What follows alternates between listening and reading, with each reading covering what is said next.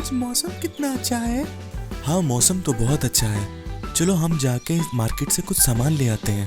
ठीक है पापा, चलो चलते हैं। अहमद, तुम्हारी पढ़ाई कैसी जा रही है? ठीक जा रही है पापा। वो जो कचरा पड़ा हुआ है उसको डस्टबिन में डाल दो। ठीक है पापा।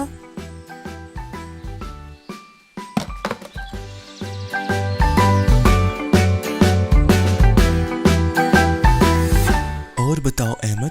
पापा मैं एग्जाम्स की अच्छे से तैयारी कर रहा हूँ। अच्छा सुनो, वो जो बूढ़े अंकल बैठे हैं उनको ये पैसे दे आओ। क्यों पापा, उनको पैसे देने की क्या जरूरत है?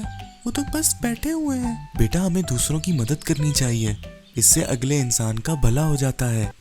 और अल्लाह ताला का फरमान है, बेशक सदका देने वाले मर्द और सदका देने वाली औरतें और जो अल्लाह को खुलूस के साथ कर्ज दे रहे हैं उनके लिए ये बढ़ाया जाएगा और उनके लिए पसंदीदा अजरो सवाब है।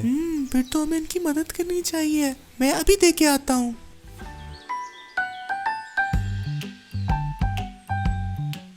ये ले अंकल। बहुत बहुत शुक्रिया मेरा बच्चा, अल्लाह तुम्हें बहुत ज्यादा देगा। आपका भी शुक्रिया मुझे इतनी अच्छी दुआ देने के लिए।